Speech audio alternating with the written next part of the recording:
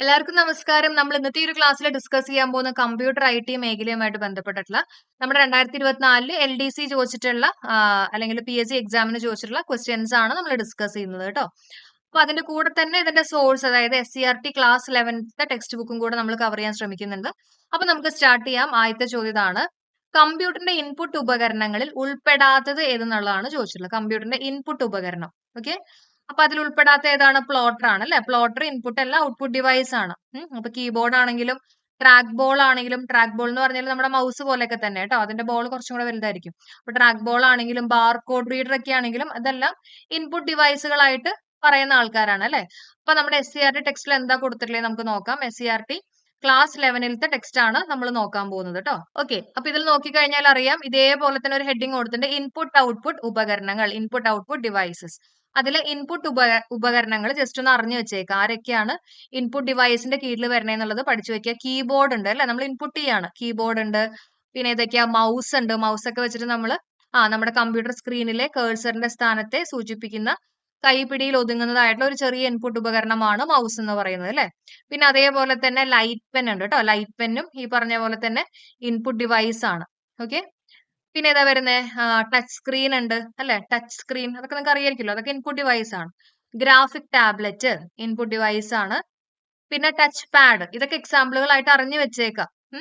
Joystick, നമ്മുടെ ഈ video ഗെയിമിലൊക്കെ use ചെയ്യുന്ന ജോയ്സ്റ്റിക്ക്, ഇതും ഇൻപുട്ട് ഡിവൈസ് ആണ്.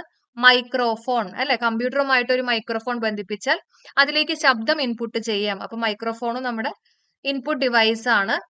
പിന്നെ പറഞ്ഞ സ്കാനർ, സ്കാൻ ചെയ്യാണ് അല്ലെ. അപ്പോൾ ചിത്രങ്ങളോ ടെക്സ്റ്റ് പോലെയുള്ള വിവരങ്ങൾ കടലാസിൽ നിന്നും സ്വീകരിച്ച് ഡിജിറ്റൽ രൂപത്തിലേക്ക് ആക്കി മാറ്റി എഡിറ്റിങ്ങും മറ്റുമായിട്ട് കമ്പ്യൂട്ടർ നൽകുന്ന ഉപകരണമാണ് സ്കാനർ. അതും ഈ പറഞ്ഞ പോലെ തന്നെ ഇൻപുട്ട് ഡിവൈസ് ആണ്. പിന്നുള്ളത് OMR അല്ലെ, നമുക്ക് എല്ലാവർക്കും OMR അറിയാലോ അല്ലെ. OMR ഷീറ്റ് ഒക്കെ അല്ലെ. അപ്പൊ ഒപ്റ്റിക്കൽ മാർക്ക് റീഡറും ഈ പറഞ്ഞ പോലെ തന്നെ ഇൻപുട്ട് ഡിവൈസ് ആണ്. പിന്നെ ബാർകോഡ് അല്ലെങ്കിൽ ക്വിക്ക് റെസ്പോൺസ് കോഡ് കേട്ടോ, ഇത് റീഡർ. ബയോമെട്രിക് സെൻസർ ഇൻപുട്ട് ഡിവൈസിന്റെ എക്സാമ്പിൾ ആണ്. Smart card reader, digital camera, ഇതെല്ലാം ഇൻപുട്ട് ഡിവൈസിന്റെ എക്സാമ്പിളുകളാണ്.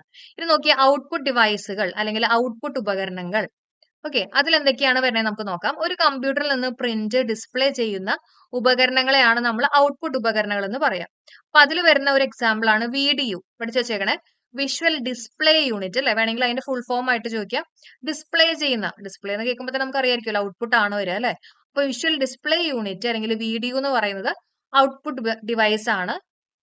പിന്നെ രണ്ടാമത്തെ കേസ് നോക്കുകയാണെങ്കിൽ പ്രിന്റർ ഔട്ട്പുട്ട് ഡിവൈസ് ആണ്.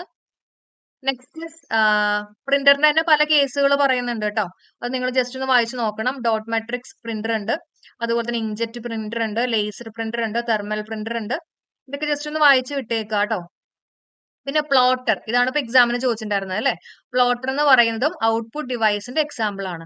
അപ്പൊ ചിലപ്പോൾ നമുക്ക് 4 ഓപ്ഷൻസ് കൊടുത്തിട്ട് 3 ഇൻപുട്ടും ഒരു ഔട്ട്പുട്ടും അങ്ങനെയൊക്കെ വെച്ചിട്ട് വേണമെങ്കിൽ ചോദ്യങ്ങൾ വരാം കേട്ടോ. അപ്പോ പ്ലോട്ടർ ഈ പറഞ്ഞ പോലെ അതിന്റെ എക്സാമ്പിൾ ആയിട്ട് വരുന്നതാണ്. യെസ്, ഇത്രയാണ് നമ്മുടെ ഔട്ട്പുട്ട് ഡിവൈസിന്റെ കീഴിൽ വരുന്നത്. ഇനി നമുക്ക് അടുത്ത ക്വസ്റ്റ്യൻ നോക്കാം. GPS-ന്റെ പൂർണ്ണ രൂപമാണ് ചോദിച്ചിട്ടുള്ളത് അല്ലെ. GPS-ന്റെ ഫുൾ ഫോം എന്താ? Global positioning system. പഠിച്ചു വെച്ചേക്കണേ, ഗ്ലോബൽ ആണ് കേട്ടോ. ഗ്ലോബൽ പൊസിഷനിങ് സിസ്റ്റം ആണ് GPS, ഗ്ലോബൽ പൊസിഷനിങ് സിസ്റ്റം. ഇനി അടുത്ത ക്വസ്റ്റ്യൻ: വെബ് ബ്രൗസറിന്റെ ഉദാഹരണം അല്ലാത്തത് ഏതെന്നാണ് ചോദിച്ചിട്ടുള്ളത് കേട്ടോ. വെബ് ബ്രൗസറിന്റെ ഉദാഹരണം അല്ലാത്തതാണ് ചോദിച്ചിട്ടുള്ളത്. അപ്പൊ നമുക്ക് ടെക്സ്റ്റ് നോക്കാം. ഇനി ബ്രൗസർ എന്താ നമുക്ക് നോക്കാം അല്ലെ. ബ്രൗസർ എന്ന് പറഞ്ഞാൽ എന്താ?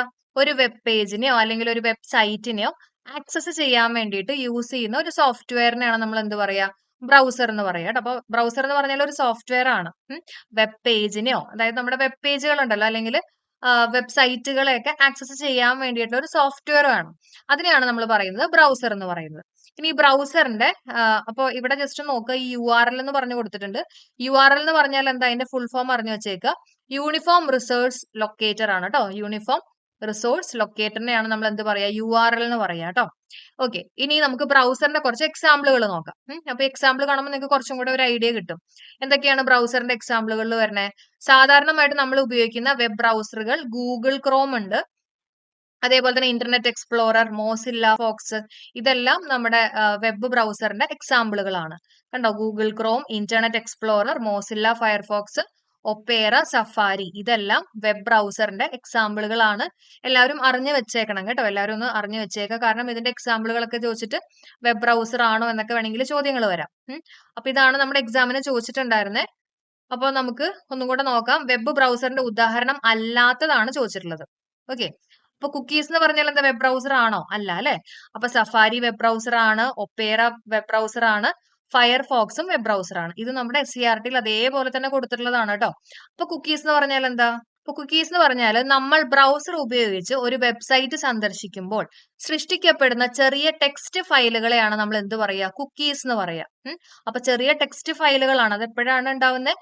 നമ്മൾ ബ്രൗസർ ഉപയോഗിച്ച് ഒരു വെബ്സൈറ്റ് സന്ദർശിക്കുമ്പോൾ സൃഷ്ടിക്കപ്പെടുന്ന ചെറിയ ടെക്സ്റ്റ് ഫയലുകളെയാണ് എന്ത് പറയുന്നത്? കുക്കീസ് എന്ന് പറയുന്നത്. വെബ്സൈറ്റിലെ നമ്മളുടെ യൂസർ നെയിം, പാസ്വേഡ്, ഇമെയിൽ മുതലായ വിവരങ്ങൾ ഇവ സൂക്ഷിക്കുന്നു കേട്ടോ. അതൊന്ന് അറിഞ്ഞു വെച്ചേക്കാം. അപ്പൊ ഇതിനെയാണ് നമ്മൾ കുക്കീസ് എന്ന് പറയാം. ക്ലിയർ അല്ലേ? ഇനി അടുത്ത ക്വസ്റ്റ്യൻ, മൈക്രോസോഫ്റ്റിന്റെ പുതിയ AI സംവിധാനം കോ പൈലറ്റ് ആണ് കേട്ടോ. മൈക്രോസോഫ്റ്റിന്റെ പുതിയ AI സംവിധാനം ചോദിക്കുകയാണെങ്കിൽ അത് കോ പൈലറ്റ് ആണ്. താഴെ പറയുന്നവയിൽ ആർട്ടിഫിഷ്യൽ ഇന്റലിജൻസിന്റെ പൊതുവായിട്ടുള്ള ഭാഷ ചോദിക്കുകയാണെങ്കിൽ പൈത്തൺ ആണ്. ഏതാണ്? പൈത്തൺ. പഠിച്ചു വെച്ചേക്കണേ. പൈത്തൺ ആണ് ആർട്ടിഫിഷ്യൽ ഇന്റലിജൻസിന്റെ പൊതുവായിട്ടുള്ള ഭാഷ. ഓക്കെ. അപ്പൊ ഇത്രയും ക്വസ്റ്റ്യൻസ് ആയിരുന്നു ഈ ഒരു എക്സാമിന് ചോദിച്ചിട്ടുണ്ടായിരുന്നത്. ഓക്കെ. ഇനി അടുത്ത ക്വസ്റ്റ്യൻ പേപ്പറിൽ ചോദിച്ചിട്ടുള്ളത് നമുക്ക് നോക്കാം. Byte, kilobyte, megabyte, dash, terabyte ഇതിൽ വിട്ടുപോയത് പൂരിപ്പിക്കുക എന്നുള്ളതാണ് ചോദിച്ചിട്ടുള്ളത് കേട്ടോ. എന്താ ആൻസർ ആയിട്ട് വരണേ? അതിന്റെ ഇടയിൽ ഏതാ വരിക? ഓർഡർ ഉണ്ട്. ബൈറ്റ്, കിലോബൈറ്റ്, മെഗാബൈറ്റ്, പിന്നെ വരുന്നത് ഗിഗാബൈറ്റ് ആണ്. ഏതാണ് വരേണ്ടത്? ഗിഗാബൈറ്റിന് ശേഷമാണ് ടെറാബൈറ്റ്. ഓക്കെ. അപ്പൊ ഇത് നമ്മുടെ SCERT-ൽ കൊടുത്തിട്ടുള്ളത് നമുക്ക് നോക്കാം. ശ്രദ്ധിക്കുക. അപ്പൊ ബൈനറി ഡിജിറ്റിനകത്ത് ഒരു ബിറ്റ് ആണുള്ളത് അല്ലെ. ബൈനറി ഡിജിറ്റ് ഒന്നല്ലെങ്കിൽ 0 അല്ലെങ്കിൽ 1 ആണ്. അപ്പൊ ഒരു ബിറ്റ് ആണ് അതിനകത്തുള്ളത്. പിന്നെ നിബിൾ ആണ്. നിബിൾ എന്ന് പറഞ്ഞാൽ 4 ബിറ്റിനെയാണ് നമ്മൾ നിബിൾ എന്ന് പറയാം. അത് അറിഞ്ഞു വെച്ചേക്കണം. നിബിൾ എന്ന് പറഞ്ഞാൽ 4 ബിറ്റ് ആണ് കേട്ടോ. ഇനി ഒരു ബൈറ്റ് എന്ന് പറഞ്ഞാൽ അതിനകത്ത് 8 ബിറ്റ്സ് ഉണ്ട്. 8 ബിറ്റ്സിനെയാണ് നമ്മൾ എന്ത് പറയാ? ഒരു ബൈറ്റ് എന്ന് പറയാ. ഇനി അപ്പൊ പഠിച്ചല്ലോ, ബൈനറി ഡിജിറ്റിനകത്ത് ഒരു ബിറ്റ് ആണ്. 4 ബിറ്റുള്ളതിനെ നമ്മൾ എന്താ പറയാ? നിബിൾ എന്ന് പറയും. 8 ബിറ്റുള്ളതിനെ ബിറ്റ്സിനെ നമ്മൾ എന്താ പറയാ? ഒരു ബൈറ്റ് എന്ന് പറയും അല്ലെ. ഇനി ഒരു കിലോ ബൈറ്റ് എന്ന് പറഞ്ഞാൽ അതിനകത്ത് 1024 ബൈറ്റ്സ് ഉണ്ട്. എത്രയാണ്? 1024 ബൈറ്റ്സ്. കിലോ ബൈറ്റ് കഴിഞ്ഞിട്ട് പിന്നെ വരുന്നതാണ് മെഗാബൈറ്റ്. അപ്പൊ അതിൽ നോക്കുകയാണെങ്കിൽ 1024 കിലോ ബൈറ്റ്, തൊട്ട് മുമ്പത്തെ കിലോ ബൈറ്റ്. പിന്നെ മെഗാ കഴിഞ്ഞിട്ട് വരുന്നതാണ് ജിഗാബൈറ്റ്. പിന്നെ വരുന്നതാണ് ടെറാബൈറ്റ്. അതിന് ശേഷമാണ് പെറ്റാബൈറ്റ് വരുന്നത്. അപ്പൊ ഇതിന്റെ കറക്റ്റ് ഓർഡർ പഠിച്ചു വെച്ചേക്കുക. Kilobyte, megabyte, gigabyte, terabyte, petabyte കേട്ടോ. അതാണ് ഇപ്പൊ നമ്മുടെ എക്സാമിന് ചോദിച്ചിട്ടുണ്ടായിരുന്നത്. അപ്പൊ ഇവിടുത്തെ ഓർഡർ എന്താ വരുന്നത്? മെഗാബൈറ്റ് കഴിഞ്ഞിട്ട് വരുന്നത് ഏതാ? ഇവിടെ നോക്കിയിട്ട് പറഞ്ഞേ. മെഗാബൈറ്റ് കഴിഞ്ഞിട്ട് വരുന്നത് ഏതാണ്? ഗിഗാബൈറ്റ് ആണ് അല്ലെ. അപ്പൊ ഇവിടുത്തെ ആൻസർ എന്താ? ഗിഗാബൈറ്റ് ആണ് ആൻസർ ആയിട്ട് വരുന്നത്. ഇനി അടുത്ത ചോദ്യം, തന്നിരിക്കുന്ന സോഫ്റ്റ്വെയറും അത് ഉണ്ടാക്കിയിട്ടുള്ള കമ്പനിയും ശ്രദ്ധിക്കുക. എഡ്ജ് മൈക്രോസോഫ്റ്റ് ആണ്. ശരിയാണ്. ഫോട്ടോഷോപ്പ് അഡോബ് ഫോട്ടോഷോപ്പ് എന്നൊക്കെ കേട്ടിട്ടില്ലേ? അപ്പൊ ഫോട്ടോഷോപ്പിന്റെ വരുന്നത് മൈക്രോസോഫ്റ്റ് അല്ല, അഡോബ് ആണ് കേട്ടോ. ഇനി മാക്ക് എന്ന് കേൾക്കുമ്പോൾ തന്നെ നിങ്ങൾക്ക് അറിയായിരിക്കും ആപ്പിളിന്റെ ആണ് അല്ലെ. മാക് ഓപ്പറേറ്റിംഗ് സിസ്റ്റം ആപ്പിളിന്റെ ആണ്. പിന്നെ ആൻഡ്രോയിഡ് ഗൂഗിൾ ആണ് അല്ലെ. അപ്പൊ ഇവിടുത്തെ ആൻസർ ആയിട്ട് വരുന്നത് 1ഉം 3ഉം 4ഉം ആണ് കറക്റ്റ് ആൻസർ ആയിട്ട് വരുന്നത്. ഓക്കെ. ഇനി അടുത്ത ക്വസ്റ്റ്യൻ നോക്കാം. കൂട്ടത്തിൽ ചേരാത്തത് കണ്ടെത്തുക എന്നാണ് ചോദിച്ചിട്ടുള്ളത്. നമ്മുടെ ലാൻ, വാൻ, മാൻ, ക്യാൻ ഒക്കെ ഉണ്ട്. അപ്പൊ നമ്മുടെ SCERT ടെക്സ്റ്റിൽ വളരെ ക്ലിയർ ആയിട്ട് കൊടുത്തിട്ടുണ്ട്. അപ്പൊ അതിന്റെ ക്ലാസ്സിന്റെ ലിങ്ക് ഞാൻ ഇതിന്റെ കൂടെ തന്നെ കൊടുത്തേക്കാം. ആർക്കെങ്കിലും ഡൗട്ട് ഉണ്ടെങ്കിൽ ഇതിന്റെ കൂടെ തന്നെ പഠിച്ചു പോവാട്ടോ. ഇനി ഈ ഒരു ക്വസ്റ്റ്യൻ PSC എന്തായാലും ക്യാൻസൽ ചെയ്തിട്ടുള്ളതാണ് കേട്ടോ. ഇനി താഴെ പറയുന്നവയിൽ മെറ്റ എന്ന കമ്പനിയുമായിട്ട് ബന്ധമില്ലാത്ത സോഷ്യൽ മീഡിയ പ്ലാറ്റ്ഫോം ഏതെന്നാണ് ചോദിച്ചിട്ടുള്ളത്. ഇൻസ്റ്റാഗ്രാം മെറ്റയുടെ ആണ്, Facebook Meta, WhatsApp Meta, Telegram അല്ല കേട്ടോ. അതാണ് ഇവിടുത്തെ ആൻസർ ആയിട്ട് വരുന്നത്. ഇനി അടുത്തത് ഡീപ് ഫേക്ക്. എന്നാൽ ഡീപ് ഫേക്ക് എന്ന് പറഞ്ഞാൽ എന്താ? ഡീപ് ഫേക്ക് എന്ന് പറഞ്ഞാല് വ്യാജ ചിത്രങ്ങൾ, വീഡിയോ എന്നിവ നിർമ്മിക്കാൻ AI ഉപയോഗിക്കുന്നതാണ്. അപ്പൊ ഫേക്ക് ആയിട്ടുള്ള വീഡിയോസും അതേപോലെ തന്നെ ചിത്രങ്ങളൊക്കെ നിർമ്മിക്കാൻ വേണ്ടിയിട്ട് AI, നമ്മുടെ ആർട്ടിഫിഷ്യൽ ഇന്റലിജൻസ് ഉപയോഗിക്കുന്നതിനെയാണ് ഡീപ്പ് ഫേക്ക് എന്ന് പറയാ കേട്ടോ. ഡീപ്പ് ഫേക്ക് അറിഞ്ഞു വെച്ചേക്കണേ. ഇനി അടുത്ത ക്വസ്റ്റ്യൻ പേപ്പറിലുള്ള ചോദ്യം നോക്കാം. ഏറ്റവും വേഗതയേറിയിട്ടുള്ള ട്രാൻസ്മിഷൻ മീഡിയ ഏതെന്നാണ് ചോദിച്ചിട്ടുള്ളത്. ആൻസർ ഒപ്റ്റിക്കൽ ഫൈബർ കേബിൾ ആണ് അല്ലെ. ഒപ്റ്റിക്കൽ ഫൈബർ കേബിൾ ആണ്. അപ്പൊ നമ്മുടെ SCERT-ൽ കൊടുത്തിട്ടുള്ളത് നമുക്ക് നോക്കാം. ഓക്കെ. അപ്പൊ ഇവിടെ കൊടുത്തേക്കുന്ന നോക്കിയേ, വിവരവിനിമയ മാധ്യമം, കമ്മ്യൂണിക്കേഷൻ മീഡിയം. അതിൽ വരുന്ന ഫസ്റ്റ് ഗൈഡഡ് മാധ്യമം, ഗൈഡഡ് മീഡിയം ആണ് കേട്ടോ. ഈ ഗൈഡഡ് മാധ്യമത്തിൽ വരുന്ന ആദ്യത്തെയാണ് ട്വിസ്റ്റഡ് പെയർ കേബിൾ. ഏതാണ്? Twisted pair cable. ഓക്കെ. അതേപോലെ തന്നെ ഈ ട്വിസ്റ്റഡ് പെയർ കേബിൾ രണ്ട് രീതിയിൽ പറയുന്നുണ്ട്. ഒന്ന് അൺഷീൽഡഡ് ട്വിസ്റ്റഡ് പെയർ ഉണ്ട്, അതിനാണ് UTP എന്ന് പറയാ. Unshielded twisted pair. പിന്നെയുള്ളത് ഷീൽഡഡ് ട്വിസ്റ്റഡ് പെയർ. ഓക്കെ, അപ്പോ ഈ UTP അല്ലെങ്കിൽ അൺഷീൽഡഡ് ട്വിസ്റ്റഡ് പെയർ എന്ന് പറഞ്ഞാല് ഈ ട്വിസ്റ്റ് ചെയ്യാന്ന് പറയുമ്പോൾ തന്നെ നമുക്കറിയാം അല്ലെ, എങ്ങനെയാ ഇതേപോലെ വയറുകൾ തമ്മിൽ ഇങ്ങനെ ട്വിസ്റ്റ് ചെയ്ത് വെച്ചിട്ടുണ്ടാവും. അൺഷീൽഡഡ് എന്ന് പറഞ്ഞാൽ അതിനൊരു കവചമൊന്നും ഉണ്ടാവില്ല, ഇങ്ങനെ വെറുതെ ഇങ്ങനെ ട്വിസ്റ്റ് ചെയ്ത് വെച്ചിട്ടുണ്ടാവും. ഇതിനെയാണ് നമ്മൾ UTP എന്ന് പറയാ കേട്ടോ, അൺഷീൽഡഡ് ട്വിസ്റ്റഡ് പെയർ. ഓക്കെ, അപ്പൊ UTP കേബിളിന്റെ പ്രധാന ഭാഗങ്ങൾ കാണിച്ചിരിക്കുന്നു. ഇങ്ങനെയാണ് UTP കേബിളിന്റെ വരുന്നത്. ഇനി ഇതിന്റെ എന്തൊക്കെയാണ് ഇതിന്റെ സവിശേഷതകൾ എന്നുള്ളത് നമുക്ക് നോക്കാം. വളരെ കുറഞ്ഞ ചെലവിൽ ചെറിയ ശൃംഖലകൾ നിർമ്മിക്കാം. കനം കുറഞ്ഞതും വഴക്കമുള്ളതുമായിട്ടുള്ള കേബിളാണ് അല്ലെ. ഇത് കാണുമ്പോൾ തന്നെ നമുക്കറിയാം, നമുക്ക് ഇഷ്ടമുള്ള പോലെ ഇങ്ങനെ പിരിച്ചൊക്കെ വെക്കാം. അപ്പൊ നല്ല വഴക്കമുള്ളതായിട്ടുള്ള കേബിളുകളാണ്. വളരെ എളുപ്പത്തിൽ ശൃംഖല ഉപകരണങ്ങളെ ബന്ധിപ്പിക്കാം. 100 മീറ്റർ ദൂരത്തിൽ വരെ ഡാറ്റയെ വഹിച്ചു കൊണ്ടുപോകാനുള്ള കഴിവുണ്ട് കേട്ടോ.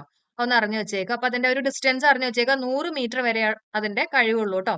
ഇനി ഷീൽഡഡ് ട്വിസ്റ്റഡ് പെയർ, അതായത് STP. അപ്പൊ പേര് പറയുന്ന പോലെ തന്നെ ഇതിനൊരു കവചം ഉണ്ട് അല്ലെ.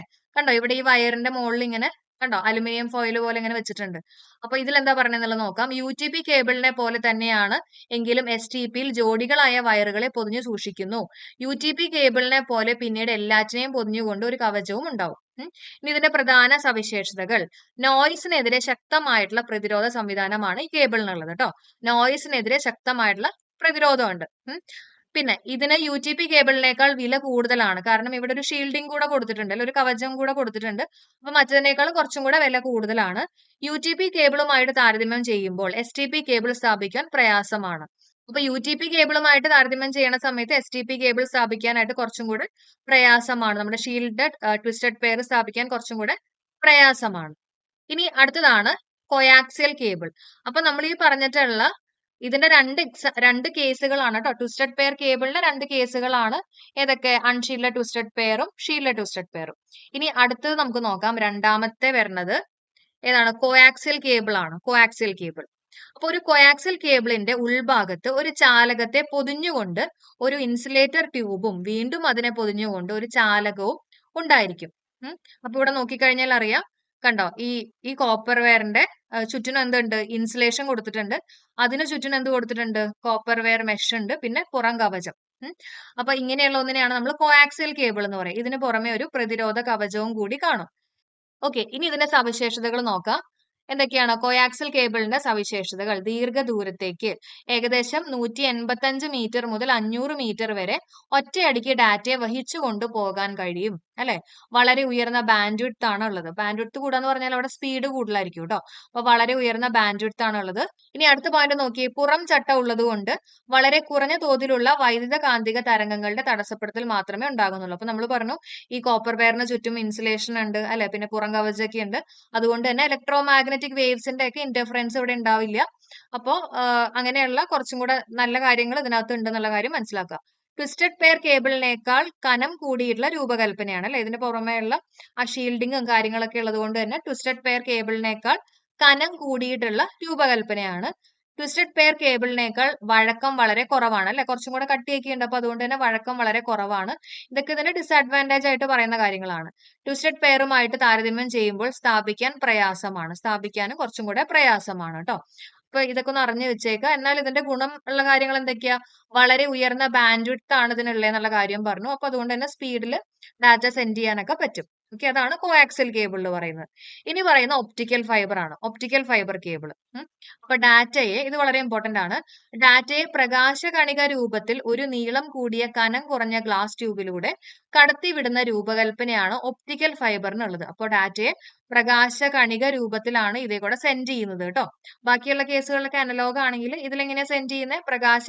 പ്രകാശകണിക രൂപത്തിൽ ഒരു നീളം കൂടിയിട്ടുള്ള കനം കുറഞ്ഞ ഗ്ലാസ് ട്യൂബിലൂടെ കടത്തിവിടുന്ന രൂപകൽപ്പനയാണ് ഒപ്റ്റിക്കൽ ഫൈബറിലുള്ളത്. ഇനി പ്രകാശത്തിന്റെ വേഗതയിൽ ഡാറ്റയെ വളരെ ദൂരത്തേക്ക് സംപ്രേഷണം ചെയ്യാൻ കഴിയും. അപ്പൊ വളരെ ദൂരത്തേക്കൊക്കെ സംപ്രേഷണം ചെയ്യാനായിട്ട് നമ്മൾ യൂസ് ചെയ്യുന്ന ഏതാണ്? ഒപ്റ്റിക്കൽ ഫൈബർ കേബിൾ ആണെന്നുള്ളത് അറിഞ്ഞു വെച്ചേക്കുക കേട്ടോ. അപ്പൊ ഇവിടെ നമുക്ക് ജസ്റ്റ് നോക്കാം എന്തൊക്കെയാണ് ഇതിന്റെ ഇനി ഗുണങ്ങൾ എന്നുള്ളതൊക്കെ നമുക്ക് നോക്കാം. അപ്പൊ ഇതിൽ പറഞ്ഞിട്ടുള്ളത് ഒപ്റ്റിക്കൽ ഫൈബർ കേബിളിന്റെ സവിശേഷതകൾ. ഉയർന്ന ബാൻഡ് വിഡ്ത്തിൽ ശബ്ദവും വീഡിയോയും ഡാറ്റയും കൈമാറുന്നു. ഉയർന്ന ബാൻഡ് വിഡ്ത്ത് സ്പീഡ് കൂടും അല്ലെ. ഒറ്റയടിക്ക് ഡാറ്റയെ ദീർഘദൂരത്തേക്ക് എത്തിക്കുന്നു. ഡാറ്റ കൈമാറ്റം ചെയ്യാൻ പ്രകാശകണികകൾ ഉപയോഗിക്കുന്നതിനാൽ വൈദ്യുത കാന്തിക തരംഗങ്ങളുമായിട്ട് ഒരു കൂടിച്ചേരലും നടക്കുന്നില്ല. അപ്പൊ എക്സ്റ്റേണൽ ആയിട്ടുള്ള ഡിസ്റ്റർബൻസും കാര്യങ്ങളൊന്നും വരുന്നില്ല കേട്ടോ. കാരണം ഡാറ്റ കൈമാറ്റം ചെയ്യുന്നത് പ്രകാശ കണികകൾ ഉപയോഗിക്കുന്നതിനാൽ ഈ പറഞ്ഞ പോലത്തെ ഡിസ്റ്റർബൻസ് ഒക്കെ തീരെ കുറവായിരിക്കും. കമ്പ്യൂട്ടർ ശൃംഖലയ്ക്ക് ലഭ്യമായതിൽ വെച്ച് ഏറ്റവും ചെലവേറിയതും കാര്യക്ഷമത കൂടുതലുമായിട്ടുള്ള മാധ്യമമാണ്. സ്ഥാപിക്കലും പ്രയാസകരവും സങ്കീർണവുമാണ്. അപ്പൊ ഇതാണ് നമ്മുടെ ഏതിൽ പറഞ്ഞിട്ടുള്ളത്, ഒപ്റ്റിക്കൽ ഫൈബറിന്റെ കേസിൽ പറഞ്ഞിട്ടുള്ളത്. അപ്പൊ പ്രധാനമായിട്ടും മനസ്സിലാക്കി വെക്കുക, വളരെ ദൂരത്തേക്ക് സംപ്രേഷണം ചെയ്യാൻ പറ്റും.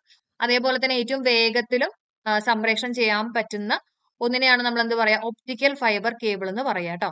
അപ്പൊ ഇത് കണ്ടോ, നമ്മുടെ SCERT കൊടുത്തിട്ടുള്ള ഒരു പോർഷൻ ആണ്. ഇത് തന്നെയാണ് നമ്മുടെ എക്സാമിനും ചോദിച്ചിട്ടുള്ളത്. ഓക്കെ, ഇനി അടുത്ത ക്വസ്റ്റ്യൻ, സൈബർ ആക്രമണങ്ങൾ തടയുന്നതിനായിട്ട് ഇന്ത്യൻ പ്രതിരോധ മന്ത്രാലയം രൂപകൽപ്പന ചെയ്ത ഓപ്പറേറ്റിംഗ് സിസ്റ്റം ഏതാണ്? മായ OS. ഓക്കെ, ഇതൊക്കെ ഒന്ന് അറിഞ്ഞു വെച്ചേക്കണം, മായ OS കേട്ടോ. താഴെ തന്നിരിക്കുന്നവയിൽ ക്ലൗഡ് അടിസ്ഥാനമാക്കിയിട്ടുള്ള സിസ്റ്റം ഏതെല്ലാം? ഓക്കെ, ഇമെയിൽ ക്ലൗഡ് അടിസ്ഥാനമാക്കിയിട്ടുള്ളതാണ്. ഫേസ്ബുക്ക്, യൂട്യൂബ്, ഗൂഗിൾ ഡ്രൈവ് എല്ലാം മുകളിൽ പറഞ്ഞവയെല്ലാമാണ് ആൻസർ ആയിട്ട് വരുന്നത്. താഴെ പറയുന്നവയിൽ ഒപ്റ്റിക്കൽ സ്റ്റോറേജ് ഡിവൈസസിന് ഉദാഹരണം ഏതെന്നാണ് ചോദിച്ചിട്ടുള്ളത്. ഓക്കെ, അപ്പൊ ഏതൊക്കെയാണ് ഇവിടെ കൊടുത്തിട്ടുള്ളത്? ബ്ലൂറേ ഡിസ്ക് ഉണ്ട്, പെൻ ഡ്രൈവ് ഉണ്ട്, ഹാർഡ് ഡിസ്ക് ഉണ്ട്, മെമ്മറി കാർഡ് ഉണ്ട്. അപ്പൊ പെൻ ഡ്രൈവ് ആണെങ്കിലും ഹാർഡ് ഡിസ്ക് ആണെങ്കിലും മെമ്മറി കാർഡ് ആണെങ്കിലും ബ്ലൂറേ ഡിസ്ക് ആണെങ്കിലും എല്ലാം ഇതെല്ലാം സ്റ്റോറേജ് ഡിവൈസുകളാണ് അല്ലെ, ഇതെല്ലാം സ്റ്റോറേജ് ഡിവൈസുകളാണ്. പക്ഷെ ഒപ്റ്റിക്കൽ സ്റ്റോറേജ് ഡിവൈസ് ചോദിക്കുകയാണെങ്കിൽ അതിന്റെ ആൻസർ ആയിട്ട് വരുന്നത് ബ്ലൂറേ ഡിസ്ക് ആണ്. അപ്പൊ നമ്മുടെ SCERT കൊടുത്തിട്ടുള്ളത് നമുക്ക് ജസ്റ്റ് ഒന്ന് ചെക്ക് ചെയ്യാം. ഓക്കെ, അപ്പൊ നമ്മുടെ SCERT കൊടുത്തിട്ടുള്ളത് നമുക്ക് നോക്കാം. ആദ്യത്തെ case magnetic storage devices. Okay, magnetic storage devices കാന്തിക വസ്തുക്കൾ ലേപനം ചെയ്ത പ്ലാസ്റ്റിക് ടേപ്പോ മെറ്റൽ പ്ലാസ്റ്റിക് ഡിസ്കോ ആണ് കാന്തിക സംഭരണ ഉപകരണങ്ങളായിട്ട് ഉപയോഗിക്കുന്നത് കേട്ടോ. അപ്പൊ നമ്മുടെ മാഗ്നറ്റിക് പ്രോപ്പർട്ടീസ് ഒക്കെ യൂസ് ചെയ്തിട്ടുള്ള പ്ലാസ്റ്റിക് ടേപ്പോ അല്ലെങ്കിൽ മെറ്റൽ പ്ലാസ്റ്റിക് ഡിസ്കോ ആണ് കാന്തിക സംഭരണ ഉപകരണങ്ങളായിട്ട് ഉപയോഗിക്കുന്നത്, മാഗ്നറ്റിക് സ്റ്റോറേജ് ഡിവൈസുകളായിട്ട് യൂസ് ചെയ്യുന്നത്. അപ്പൊ അതിനകത്ത് വരുന്ന ആരൊക്കെയാ നോക്കിയേ, കാന്തിക ടേപ്പ് ഉണ്ട്, മാഗ്നറ്റിക് ടേപ്പ് ഉണ്ട്, പിന്നെ വരുന്നത് ഹാർഡ് ഡിസ്ക് ഉണ്ട്, ഹാർഡ് ഡിസ്ക്. പിന്നെ ഉള്ളത്, ഇപ്പൊ ഇതിന്റെ ഓരോന്നിന്റെയും ഫുൾ ആയിട്ട് ഞാൻ വായിച്ചു പോകുന്നില്ല, ജസ്റ്റ് നമ്മുടെ എക്സാമിന് ചോദിച്ചിട്ടുള്ള കാര്യങ്ങളാണ് കേട്ടോ പറഞ്ഞു പോകുന്നത്. പിന്നെ ഒപ്റ്റിക്കൽ സംഭരണ ഉപകരണങ്ങൾ. ഇനി ലൈറ്റ് യൂസ് ചെയ്തിട്ടുള്ള സ്റ്റോറേജ് ഡിവൈസുകളാണ് പറഞ്ഞിട്ടുള്ളത്. ഡാറ്റ വായിക്കുന്നതിനും എഴുതുന്നതിനും ശക്തി കുറഞ്ഞ ലേസർ കിരണം ഉപയോഗിക്കുന്ന ഡാറ്റ സംഭരണ മാധ്യമമാണ് ഒപ്റ്റിക്കൽ ഡിസ്ക് എന്ന് പറയുന്നത് കേട്ടോ. അപ്പോൾ ഇതിൽ എന്തൊക്കെയാന്നുള്ളത് നമുക്ക് നോക്കാം. നമ്മുടെ CD ആണെങ്കിലും DVD ആണെങ്കിലും അല്ലെ, കോമ്പാക്ട് ഡിസ്ക് ആണ്. DVD എന്ന് പറഞ്ഞാൽ ഡിജിറ്റൽ വെർസറ്റൈൽ ഡിസ്ക് ആണ് അല്ലെ. അപ്പൊ CD-നേക്കാളും കുറച്ചും കൂടെ, CD-യിൽ കണ്ടോ 700 MB ഡാറ്റ വരെ ശേഖരിക്കാൻ ശേഷിയുള്ള ഒരു ഒപ്റ്റിക്കൽ സംഭരണ മാധ്യമമാണ് ഏത്, ഈ പറഞ്ഞിട്ടുള്ള CD. അതിനേക്കാളും കുറച്ചും കൂടെ സ്റ്റോർ ചെയ്യാൻ പറ്റുന്ന ഒന്നിനെയാണ് നമ്മൾ DVD എന്ന് പറയുക, ഡിജിറ്റൽ വെർസറ്റൈൽ ഡിസ്ക് എന്ന് പറയാം കേട്ടോ. CD പോലെ തന്നെ പക്ഷെ കുറച്ചും കൂടെ സ്റ്റോറേജ് കപ്പാസിറ്റി കൂടുതലുണ്ട്. ഇതാണ് DVD. പിന്നെ നോക്കിയേ, ബ്ലൂറേ DVD കണ്ടോ, ബ്ലൂറേ DVD. ബ്ലൂറേനകത്തും ഈ പറഞ്ഞ പോലെ തന്നെ എന്താ പറഞ്ഞല്ലോ, ഒപ്റ്റിക്കൽ സ്റ്റോറേജ് ഡിവൈസ് ആണ് അല്ലെ. നമ്മുടെ ഹെഡിങ് നോക്കിയ ഒപ്റ്റിക്കൽ സ്റ്റോറേജ് ഡിവൈസിനകത്ത് വരുന്നതാണ് ഏത് വരുന്നത്, ബ്ലൂറേ DVD. അപ്പൊ എക്സാമിന് ചോദിച്ചിട്ടുള്ളത് ഏതായിരുന്നു, ബ്ലൂറേ ഡിസ്ക് അല്ലെ. അതും ഈ പറഞ്ഞ പോലെ ഒപ്റ്റിക്കൽ സ്റ്റോറേജ് ഡിവൈസിന്റെ കീഴിൽ വരുന്നതാണ് കേട്ടോ. ഓക്കെ, അപ്പൊ കിട്ടുന്നുണ്ടല്ലോ. അപ്പൊ ഇതെല്ലാം നമ്മുടെ SCERT കൊടുത്തിട്ടുള്ളത് തന്നെയാണ്. അത്യാവശ്യം നല്ല രീതിയിൽ തന്നെ SCERT ക്ലാസ് 11ത്തെ ടെക്സ്റ്റിൽ ഇതിന്റെ ഡീറ്റെയിൽസും വിശദാംശങ്ങളും എല്ലാം കൊടുത്തിട്ടുണ്ട്. എല്ലാവരും ഒന്ന് വായിച്ചു നോക്കുക കേട്ടോ. അപ്പൊ എന്താണ് സ്വിച്ച്, എന്താ, അതുപോലെ തന്നെ റൂട്ടർ, ഗേറ്റ് വേ, ബ്രിഡ്ജ്, ഇതൊക്കെ എന്താണ്, അതുപോലെ തന്നെ LAN, WAN, MAN, PAN.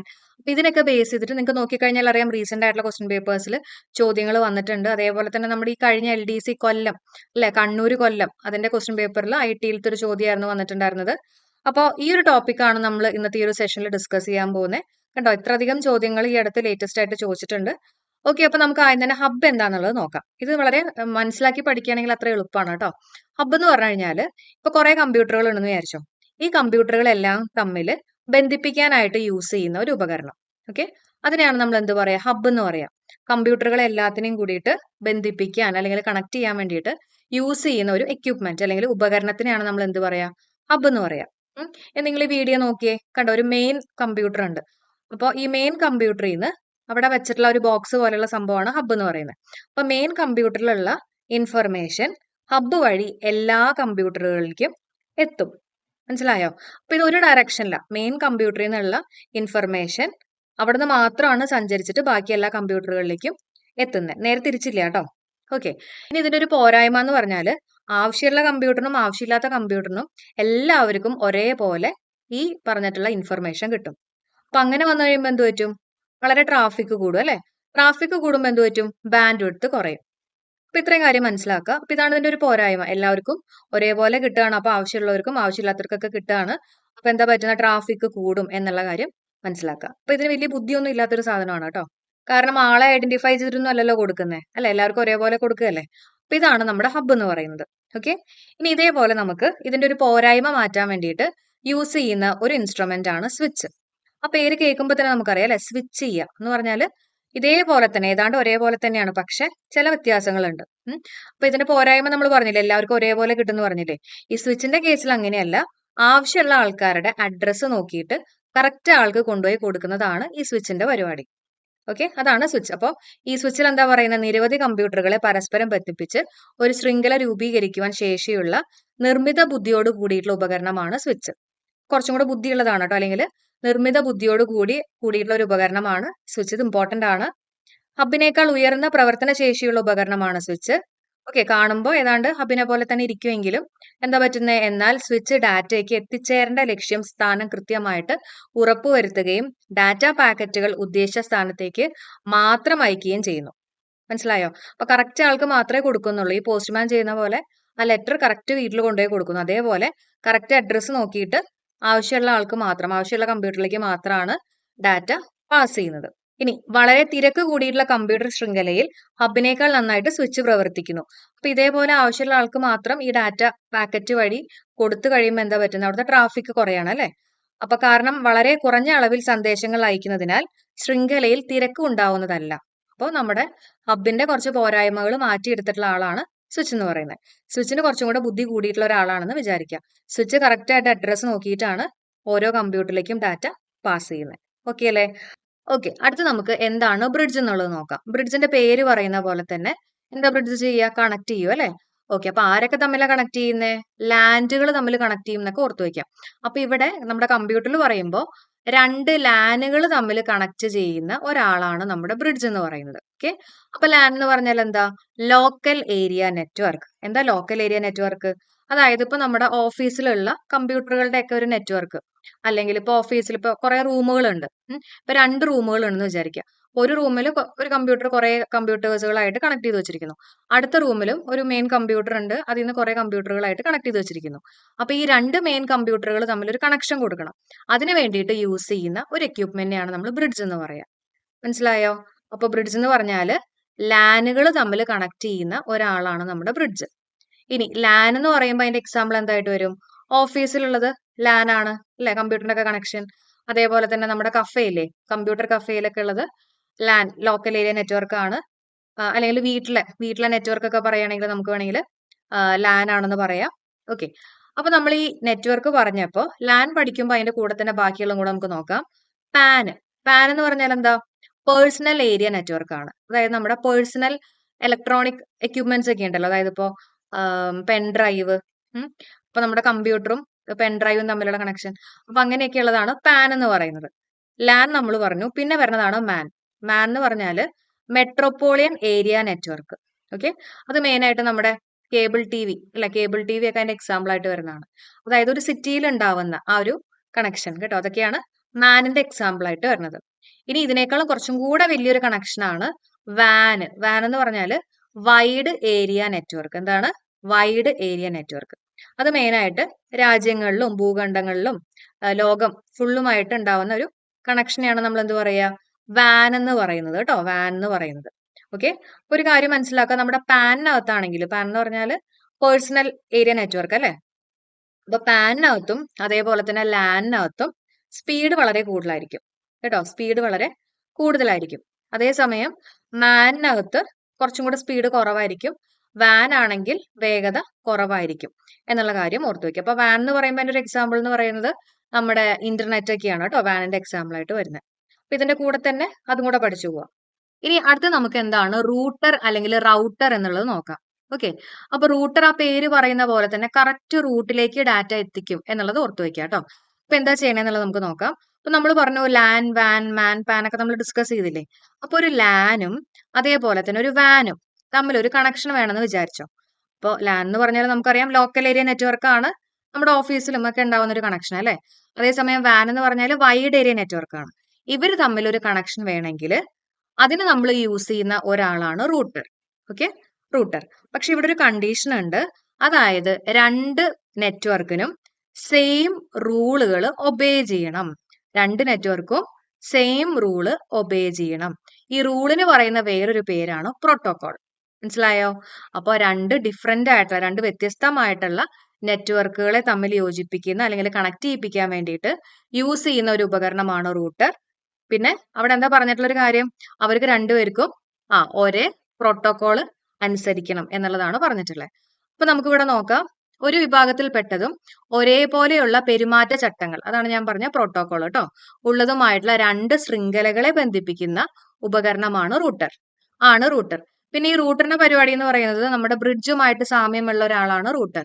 Okay, പക്ഷെ ബ്രിഡ്ജ് എന്ന് പറഞ്ഞാൽ ജസ്റ്റ് രണ്ട് ലാനുകളെ തമ്മിൽ കണക്ട് ചെയ്യിപ്പിക്കും അല്ലെ. അപ്പൊ റൂട്ടർ എന്ന് പറയുന്നത് അങ്ങനെയല്ല. കറക്റ്റ് ആയിട്ട് അതിന്റെ അഡ്രസ് ഒക്കെ നോക്കിയിട്ടായിരിക്കും, അതിന്റെ മേൽവിലാസവും കാര്യങ്ങളെല്ലാം പരിശോധിച്ചിട്ടായിരിക്കും ഡാറ്റ സെൻഡ് ചെയ്യുന്നത്. നമ്മൾ പറഞ്ഞില്ലേ നമ്മുടെ ഹബിന്റെ കുറച്ചും കൂടെ മോഡിഫൈഡ് സാധനമാണ് സ്വിച്ച് എന്ന് പറഞ്ഞു അല്ലെ. അതേപോലെ തന്നെ ബ്രിഡ്ജിന്റെ കുറച്ചും കൂടെ മോഡിഫൈഡ് ആയിട്ടുള്ള ഒരു എന്താ പറയാ ഫോമാണ് നമ്മുടെ റൂട്ടർ എന്ന് പറയുന്നത്. അപ്പൊ റൂട്ടർ എന്ന് പറഞ്ഞാൽ മേൽവിലാസമൊക്കെ നോക്കിയിട്ടായിരിക്കും കറക്റ്റ് ആയിട്ട് ഡാറ്റ സെൻഡ് ചെയ്യുന്നത്. ആ ഒരു കാര്യം മനസ്സിലാക്കി വെക്കാം. ഓക്കെ, അപ്പൊ നമ്മൾ റൂട്ടറിന്റെ കേസിൽ എന്താ പറഞ്ഞ, രണ്ട് വ്യത്യസ്തമായിട്ടുള്ള നെറ്റ്വർക്കുകൾ അല്ലെ. അതായത് ഇപ്പൊ ലാനും വാനും തമ്മിൽ കണക്ഷൻ, രണ്ട് ഡിഫറെന്റ് ആയിട്ടുള്ള നെറ്റ്വർക്കുകൾ തമ്മിലുള്ള കണക്ഷൻ, പക്ഷെ അവർക്ക് സെയിം പ്രോട്ടോകോൾ ആയിരിക്കണം. അങ്ങനെയാണെങ്കിൽ നമ്മൾ യൂസ് ചെയ്യുന്ന ഒരു ഇൻസ്ട്രുമെന്റ് ആണ് അല്ലെങ്കിൽ ഒരു എക്യുപ്മെന്റ് ആണ് നമ്മുടെ റൂട്ടർ എന്ന് പറയുന്നത്. പക്ഷെ അവിടെ ഒരു കാര്യം കൂടി ഉണ്ട്, അവർക്ക് പെരുമാറ്റച്ചട്ടങ്ങൾ ഒരേപോലെ ആയിരിക്കണം എന്നുള്ളത് നമ്മൾ എടുത്തു പറഞ്ഞിരുന്നു. ഒരേപോലെയുള്ള പെരുമാറ്റച്ചട്ടങ്ങളായിരിക്കണം. ഇനി ഒരേപോലെ അല്ലാത്ത പെരുമാറ്റച്ചട്ടങ്ങളാണെങ്കിൽ അവിടെ നമ്മൾ യൂസ് ചെയ്യുന്ന ആളാണ് ഗേറ്റ് വേ എന്ന് പറയുന്നത്. റൂട്ടർ പോലെ തന്നെ പക്ഷെ ഒരേപോലെയുള്ള പെരുമാറ്റച്ചട്ടങ്ങളായിരിക്കില്ല. വ്യത്യസ്തമായിട്ടുള്ള പെരുമാറ്റച്ചട്ടങ്ങളാണെങ്കിൽ അവിടെ നമ്മൾ യൂസ് ചെയ്യുന്നത് ആരാണ്? റൂട്ടറിനെ അല്ല. അവിടെ നമ്മൾ ആരെയാ യൂസ് ചെയ്യുക? ഗേറ്റ് വേനെയാണ് യൂസ് ചെയ്യുക. ഇതാണ് ഇവർ തമ്മിലുള്ള വ്യത്യാസം. ഓക്കെ, അപ്പൊ നമ്മൾ പഠിച്ചിട്ടുള്ള കാര്യങ്ങൾ ഒന്നും കൂടി ജസ്റ്റ് സ്പീഡിൽ പറയാം. ഹബ് എന്ന് പറഞ്ഞാൽ എന്തായിരുന്നു? ഹബ് മെയിൻ കമ്പ്യൂട്ടറിൽ നിന്ന് കിട്ടുന്ന ഡാറ്റാസ് അല്ലെങ്കിൽ ഇൻഫർമേഷൻ ഒക്കെ എല്ലാ കമ്പ്യൂട്ടറിലേക്കും ഒരേപോലെ കൊടുക്കുന്നു. അങ്ങനെ കൊടുക്കുമ്പോൾ എന്ത് പറ്റും? അവിടെയുള്ള ട്രാഫിക് കൂടുന്നു. ആവശ്യമുള്ള ആൾക്കും ആവശ്യമില്ലാത്ത ആൾക്കൊക്കെ കിട്ടുകയാണ്. അപ്പൊ ട്രാഫിക് കൂടുന്നു, ബാൻഡ് വിഡ്ത്ത് കുറയുന്നു അല്ലെ. അപ്പൊ അതിനെ മാറ്റാൻ അല്ലെങ്കിൽ അതിന്റെ ഒരു പോരായ്മ കാരണം വന്നിട്ടുള്ള ഒരാളാണ് സ്വിച്ച് എന്ന് പറയുന്നത്. അതിന് കുറച്ചും കൂടെ ബുദ്ധിയുള്ള ഒരാളാണ് അല്ലെ. അപ്പോൾ അതിന്റെ അഡ്രസ് ഒക്കെ നോക്കി, ഡാറ്റ അഡ്രസ് ഒക്കെ നോക്കി കറക്റ്റ് ആയിട്ട് ആ ഡാറ്റ അതിന്റെ കറസ്പോണ്ടിങ് ആയിട്ടുള്ള കമ്പ്യൂട്ടറിന് കൊടുക്കുന്നു. അതാണ് സ്വിച്ച് ചെയ്യുന്ന പരിപാടി. ഇനി ബ്രിഡ്ജ് എന്ന് പറഞ്ഞാൽ എന്താ? ബ്രിഡ്ജ് എന്ന് പറയുമ്പോൾ നമുക്കറിയാം ലാൻഡുകളെ തമ്മിൽ യോജിപ്പിക്കാൻ ഓർക്കാം. അപ്പൊ ലാൻഡ് അല്ല, ലാൻ ആണ്. രണ്ട് ലാനുകളെ തമ്മിൽ യോജിപ്പിക്കുന്ന ഒരു ആളെയാണ് നമ്മൾ ബ്രിഡ്ജ് എന്ന് പറയാം. ഓക്കെ, അപ്പൊ ലാനിന്റെ കൂടെ നമ്മൾ പാനും മാനും വാനൊക്കെ പഠിച്ചു. ഇനി റൂട്ടർ എന്ന് പറഞ്ഞാൽ എന്താ? ലാനും വാനും തമ്മിൽ കണക്ട് ചെയ്യാൻ വേണ്ടിയിട്ട് യൂസ് ചെയ്യുന്ന ഒരു ഉപകരണത്തിനെയാണ് നമ്മൾ റൂട്ടർ എന്ന് പറയാ. പക്ഷെ അവിടെ ഒരേപോലെയുള്ള പെരുമാറ്റച്ചട്ടങ്ങൾ ആയിരിക്കണം എന്നുള്ളത് നമ്മൾ പഠിച്ചു. പിന്നെ അതിന്റെ അഡ്രസ് ഒക്കെ നോക്കി കറക്റ്റ് ആയിട്ടായിരിക്കും, കറക്റ്റ് പാതയിലായിരിക്കും കൊടുക്കുക. അപ്പോൾ നമ്മുടെ ഹബിന്റെ മോഡിഫൈഡ് ആണ് സ്വിച്ച്.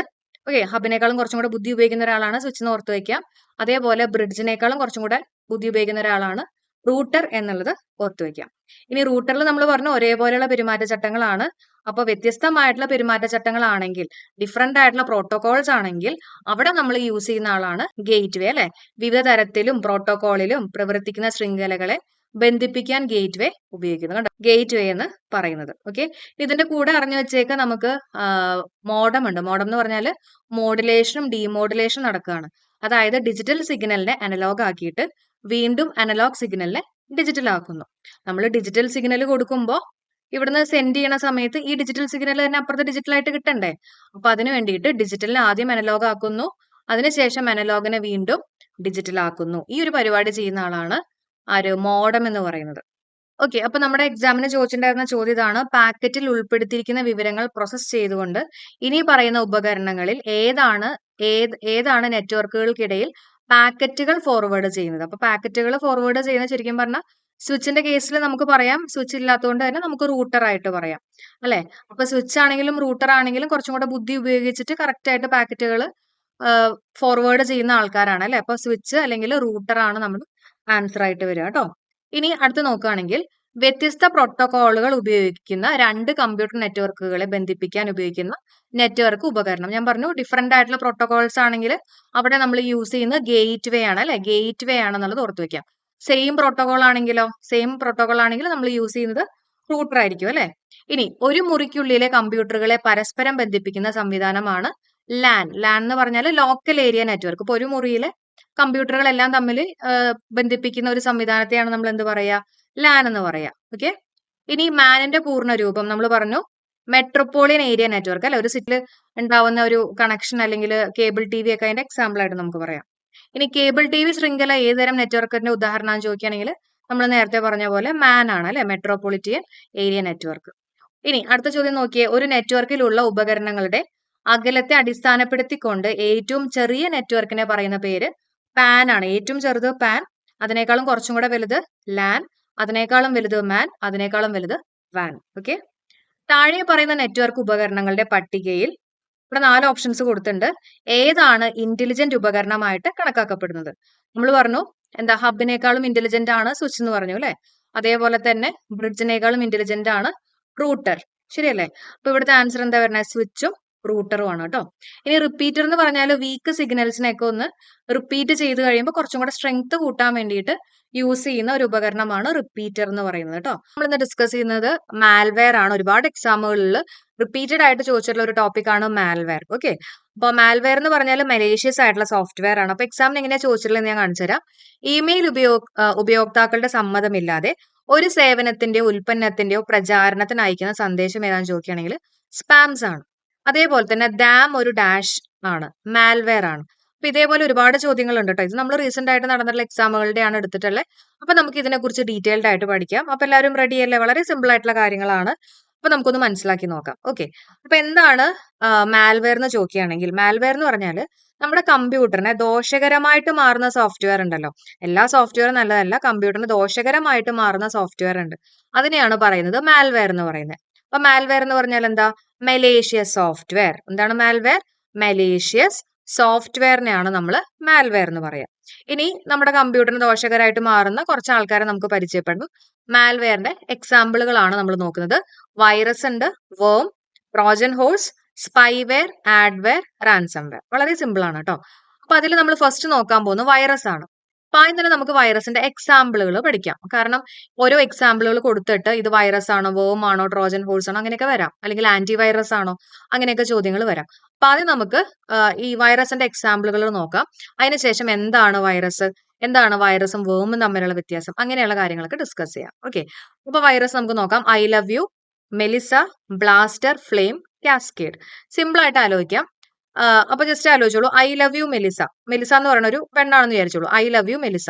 അപ്പൊ മനസ്സിൽ ലെഡ് പൊട്ടി എന്നൊക്കെ പറയില്ലേ, ബ്ലാസ്റ്റ് ചെയ്തു. ഓക്കെ, ബ്ലാസ്റ്റ് ചെയ്തു. അപ്പൊ ബ്ലാസ്റ്റർ ഓർക്കാം. അതേപോലെ തന്നെ ബ്ലാസ്റ്റ് ചെയ്യാന്ന് പറഞ്ഞാൽ പൊട്ടിത്തെറിക്കുക. അപ്പൊ ഫ്ലെയിം വരും അല്ലെ. തീയുമായിട്ട് ബന്ധപ്പെട്ട് നമുക്ക് ഫ്ലെയിം പഠിക്കാം. പിന്നെ കാസ്കേഡ് ഉണ്ട്. അപ്പൊ ഇത്രയും പേരുകൾ പഠിച്ചു വെച്ചേക്ക. ഏതൊക്കെയാണ്? I love you, Melissa, Blaster, Flame, cascade. ഇനി വൈറസിനെ കുറിച്ച് SCERT ക്ലാസ് 11 ടെക്സ്റ്റ് ബുക്കിൽ കൊടുത്തിട്ടുള്ള എന്താ നമുക്ക് നോക്കാം കേട്ടോ. ഓക്കെ.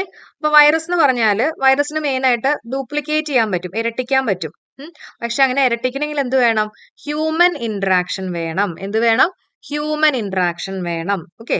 അതായത് ഒരു എക്സാമ്പിൾ പറയുകയാണെങ്കിൽ ഇപ്പൊ നമ്മൾ എന്തെങ്കിലും ഡൗൺലോഡ് ചെയ്യുമ്പോൾ അല്ലെങ്കിൽ ഇപ്പൊ പെൻ ഡ്രൈവ് ഒക്കെ ഇൻസേർട്ട് ചെയ്യുമ്പോഴേക്കാണ് ഈ പറഞ്ഞിട്ടുള്ള നമ്മുടെ വൈറസ് കയറുക അല്ലെ, സിസ്റ്റത്തിൽ വൈറസ് കയറി എന്ന് പറയില്ലേ.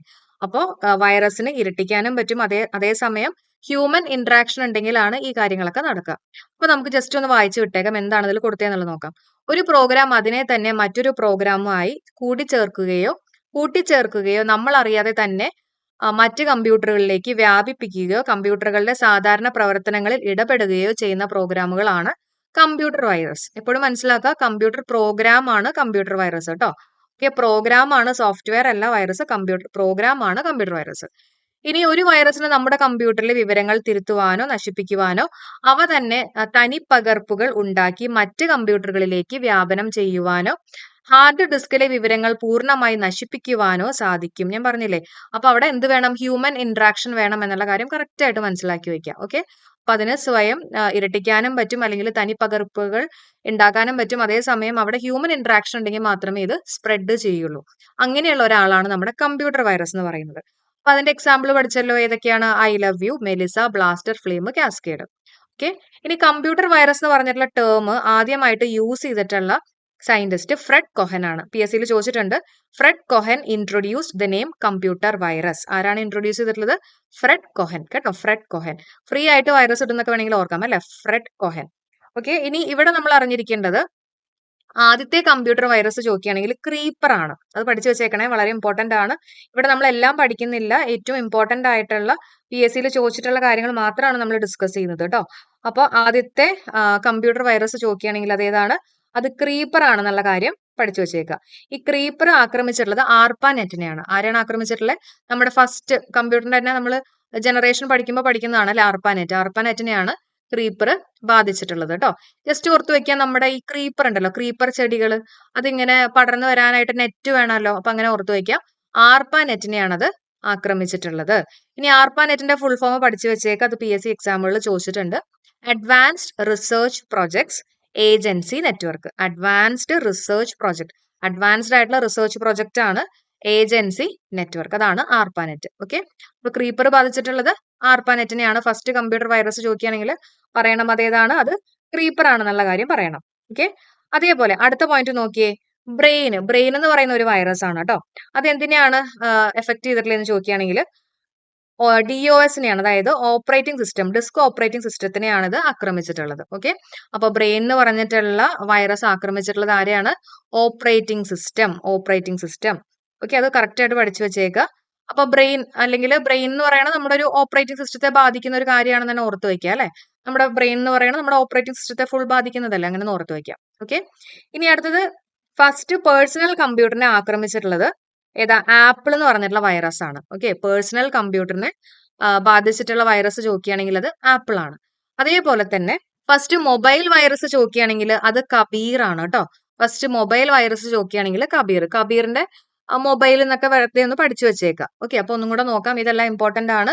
ഫസ്റ്റ് കമ്പ്യൂട്ടർ വൈറസ് ചോദിക്കുകയാണെങ്കിൽ ക്രീപ്പർ ആണ്. അത് എന്തിനാണ് ആക്രമിച്ചെന്ന് ചോദിക്കുകയാണെങ്കിൽ ഞാൻ പറഞ്ഞു, ക്രീപ്പർ എന്ന് പറയുമ്പോൾ പടർന്നു വരുന്ന ചെടിയാണ്. അപ്പോൾ നെറ്റ് വേണം എന്ന് പറഞ്ഞു അല്ലെ, ആർപ്പാനെറ്റിനെയാണ് ബാധിച്ചിട്ടുള്ള. ആർപ്പാനെറ്റിന്റെ ഫുൾ ഫോം പഠിച്ചു വെച്ചേക്കുക, advanced research projects agency network. അതേപോലെ തന്നെ ഫസ്റ്റ് ഓപ്പറേറ്റിംഗ് സിസ്റ്റത്തിനെ ബാധിച്ചിട്ടുള്ള വൈറസ് ചോദിക്കുകയാണെങ്കിൽ ബ്രെയിൻ ആണ്. ഫസ്റ്റ് പേഴ്സണൽ കമ്പ്യൂട്ടറിനെ ബാധിച്ചിട്ടുള്ള വൈറസ് ചോദിക്കുകയാണെങ്കിൽ അത് ആപ്പിൾ ആണ്. ഫസ്റ്റ് മൊബൈലിനെ ബാധിച്ചിട്ടുള്ള വൈറസ് ചോദിക്കുകയാണെങ്കിൽ അത് കബീർ ആണ്. ഓക്കെ, ഇത്രയും സെറ്റ് അല്ലേ? ഇതേപോലെ തന്നെ നമ്മൾ ബാക്കിയുള്ള വൈറസുകളുടെ എക്സാമ്പിളും കൂടെ നമ്മൾ പറഞ്ഞു അല്ലെ. ഇനി നമ്മൾ അടുത്ത് നോക്കാൻ പോകുന്നത് വേം ആണ്. ഓക്കെ, വേം എന്താന്നുള്ളത് നമുക്ക് നോക്കാം. അപ്പോൾ SCERT ടെക്സ്റ്റിൽ കൊടുത്തിട്ടുള്ളത് തന്നെയാണ് നമ്മൾ എടുത്തിട്ടുള്ളത് കേട്ടോ. വേം, വൈറസിന്റെ ഫുൾ ഫോം വൈറ്റൽ, അതും കൂടെ പഠിച്ചേക്കണേ. വൈറസിന്റെ full form vital information resource under siege ആണ് കേട്ടോ. എന്താണ് വൈറസിന്റെ full form? Vital information resource under siege. ഇനി എന്താണ് വേം എന്നുള്ളത് നോക്കാം. നമ്മൾ നേരത്തെ പറഞ്ഞു ഈ വൈറസിന് സ്വന്തമായിട്ട് ഡ്യൂപ്ലിക്കേറ്റ് ചെയ്യാൻ അല്ലെങ്കിൽ ഇരട്ടിക്കാനുള്ള കഴിവുണ്ട്. പക്ഷെ അതേസമയം അവിടെ ഹ്യൂമൻ ഇന്ററാക്ഷൻ വേണം അല്ലെ. അതായത് നമ്മൾ പെൻഡ്രൈവോ അല്ലെങ്കിൽ ഇതൊക്കെ യൂസ് ചെയ്യും, ഡൗൺലോഡ് ചെയ്യുമ്പോഴൊക്കെയാണ് ഈ വൈറസ് സ്പ്രെഡ് ആവാന്നുള്ളത് പറഞ്ഞു.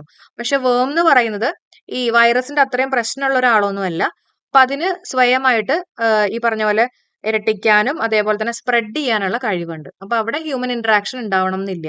മനസ്സിലായോ? ഇതാണ് ഇവർ തമ്മിലുള്ള വ്യത്യാസം. ഓക്കെ, അപ്പൊ മറ്റു കമ്പ്യൂട്ടറിലേക്ക് വ്യാപിക്കാവുന്ന തരത്തിലുള്ള സ്വയം തനി പകർപ്പുകൾ സൃഷ്ടിക്കുന്ന അപകടകാരിയായിട്ടുള്ള സോഫ്റ്റ്വെയർ ആണ് കമ്പ്യൂട്ടർ വേം. പക്ഷെ നമ്മുടെ വൈറസിനെ വെച്ച് നോക്കുമ്പോൾ അത്രയും അപകടകാരിയല്ല കേട്ടോ എന്നറിയപ്പെടുന്നത്. ഓക്കെ, ആ ഒരു കാര്യം പ്രത്യേകം നോട്ട് ചെയ്യുക. അപ്പൊ വേം എന്ന് പറഞ്ഞാൽ അതിന് സെൽഫായിട്ട് ഡ്യൂപ്ലിക്കേറ്റ് ചെയ്യാനും പറ്റും, അതേസമയം അതിന് സ്പ്രെഡ് ചെയ്യാനുള്ള കഴിവും കൂടിയുണ്ട്. ഓക്കെ, ഇനി ഒരു ഇമെയിൽ അഡ്രസ് ബുക്കിലെ എല്ലാ ഇമെയിൽ വിലാസത്തിലേക്കും വേമിന്റെ ഒരു പകർപ്പ് അയക്കുവാൻ, ഒരു ഇമെയിൽ അഡ്രസ്സ് വെച്ചിട്ട് എല്ലാ ഇമെയിൽ വിലാസത്തിലേക്കും വേമിന്റെ ഒരു പകർപ്പ് അയക്കുവാൻ കഴിയും. ഓക്കെ, അതാണ് ഇവിടെ പറഞ്ഞിട്ടുള്ളത്. പിന്നെ ഐ ലവ് യു വേം എന്ന് പറഞ്ഞിട്ടുള്ള ഒരു സംഭവം ഉണ്ട്. അതായത് ഐ ലവ് യു വേം നോക്കുക. അതായത് കമ്പ്യൂട്ടറുകളെ ബാധിച്ച ഈ വേം അതിലെ ഒട്ടുമിക്ക ഫയലുകൾ മാറ്റി എഴുതി ഉപയോക്താക്കൾക്ക് ഐ ലവ് യു എന്ന വിഷയത്തോടെ ലഭ്യമായിട്ടുള്ള ഇമെയിലിൽ loveletterforyou.text.vbs എന്ന ഫയൽ അറ്റാച്ച്മെന്റ് ആക്കി നൽകി. അപ്പൊ ഇതാണ് വേമിൽ പറഞ്ഞിട്ടുള്ളത് കേട്ടോ. ഇനി വേമിന്റെ ഫുൾ ഫോം ഒന്ന് പഠിച്ചു വെച്ചേക്കണം, അതും വേണമെങ്കിൽ ചോദിക്കാം. അപ്പൊ വേമിന്റെ ഫുൾ ഫോം എന്ന് പറഞ്ഞാൽ റൈറ്റ് വൺസ് റീഡ് മെനി. എന്താണ്? Write once read many. Okay, ഇതാണ് വേമിന്റെ ഫുൾ ഫോം. ഓക്കെ, അപ്പൊ ഈ ഒരു കാര്യം അറിഞ്ഞു വെച്ചേക്കുക. അപ്പോൾ വൈറസും വേമും തമ്മിലുള്ള വ്യത്യാസം ഞാൻ പറഞ്ഞു. വേമിന് ഡ്യൂപ്ലിക്കേറ്റ് ചെയ്യാനും പറ്റും, അതേപോലെ തന്നെ സ്പ്രെഡ് ചെയ്യാനും പറ്റും. വൈറസിന് പക്ഷെ ഹ്യൂമൻ ഇന്ററാക്ഷൻ വേണം എന്നുള്ള കാര്യം പഠിച്ചു വെച്ചേക്കുക കേട്ടോ.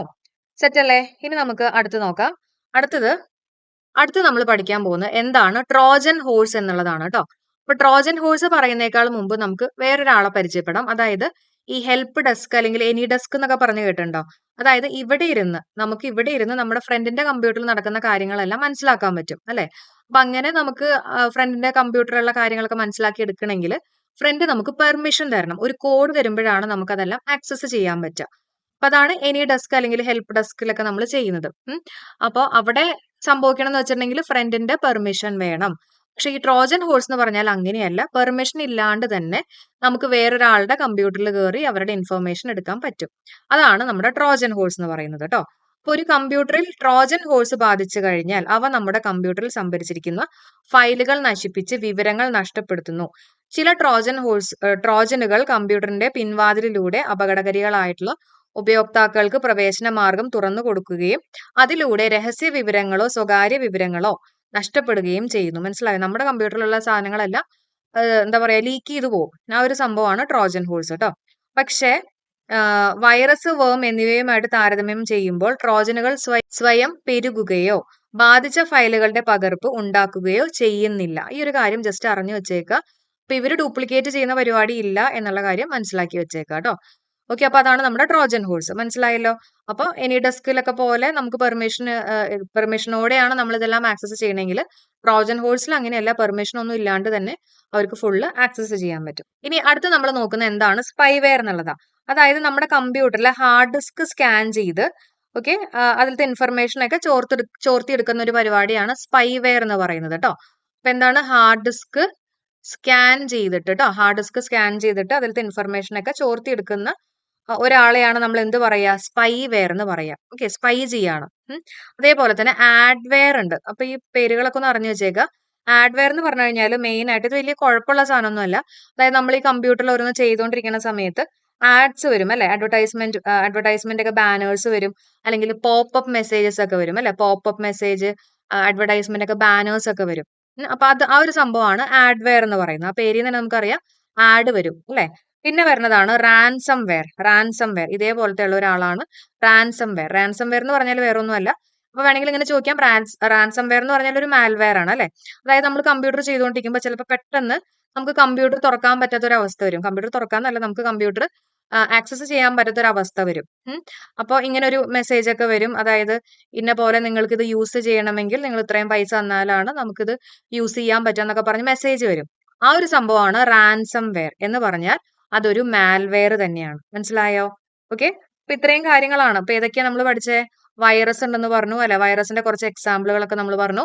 First computer virus, first operating സിസ്റ്റത്തിനെ ബാധിച്ചിട്ടുള്ള വൈറസ്, പേഴ്സണൽ കമ്പ്യൂട്ടറിനെ ബാധിച്ചിട്ടുള്ള വൈറസ്, മൊബൈലിനെ ബാധിച്ചിട്ടുള്ളത്.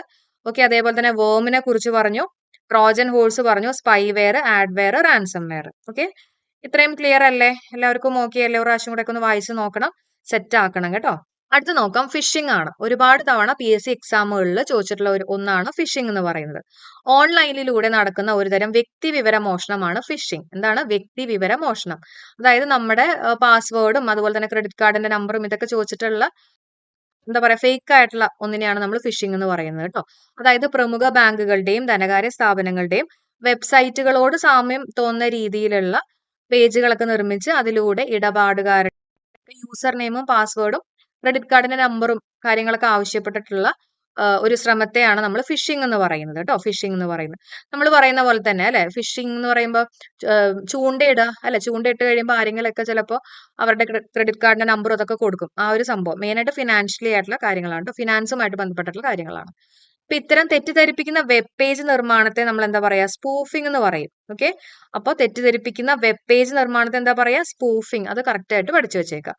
അപ്പൊ ഫിഷിംഗ് മനസ്സിലായല്ലോ. ഓക്കെ, ഇനിയുള്ളത് സ്പാംസ് ആണ്. സ്പാംസ് എന്ന് പറഞ്ഞാൽ ഇമെയിൽ ഉപയോക്താക്കളുടെ സമ്മതമില്ലാതെ ഒരു ഉൽപ്പന്നത്തിന്റെയോ സേവനത്തിന്റെയോ പ്രചരണത്തിന് വേണ്ടി എല്ലാവർക്കും അയക്കപ്പെടുന്ന സന്ദേശത്തെയാണ് നമ്മൾ സ്പാംസ് എന്ന് പറയുന്നത്, അല്ലെങ്കിൽ ജങ്ക് മെയിൽ. ഓക്കെ, അപ്പൊ നമ്മുടെ പെർമിഷൻ ഒന്നും ഇല്ലാണ്ട് നമുക്ക് അയക്കുന്ന വലിയ വലിയ മെയിലുകളെയാണ് ജങ്ക് മെയിൽ അല്ലെങ്കിൽ സ്പാംസ് എന്ന് പറയുന്നത് കേട്ടോ.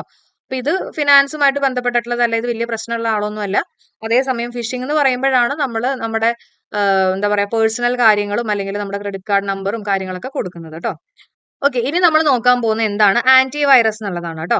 അപ്പൊ ആന്റി വൈറസ് എന്ന് പറഞ്ഞാൽ അതൊരു യൂട്ടിലിറ്റി സോഫ്റ്റ്വെയർ ആണ്. സോഫ്റ്റ്വെയറിനെ കുറിച്ച് ഡീറ്റെയിൽഡ് ആയിട്ട് നമുക്ക് പഠിക്കാനുണ്ട്. ഇപ്പൊ ഇത്രയും മനസ്സിലാക്കി വെക്കുക. ആന്റി വൈറസ് എന്ന് പറഞ്ഞാൽ ദാറ്റ് ഈസ് യൂട്ടിലിറ്റി സോഫ്റ്റ്വെയർ ആണ്. ഇനി ആന്റിവൈറസിന്റെ കുറച്ച് എക്സാമ്പിളുകളാണ് നമ്മൾ നോക്കുന്നത്.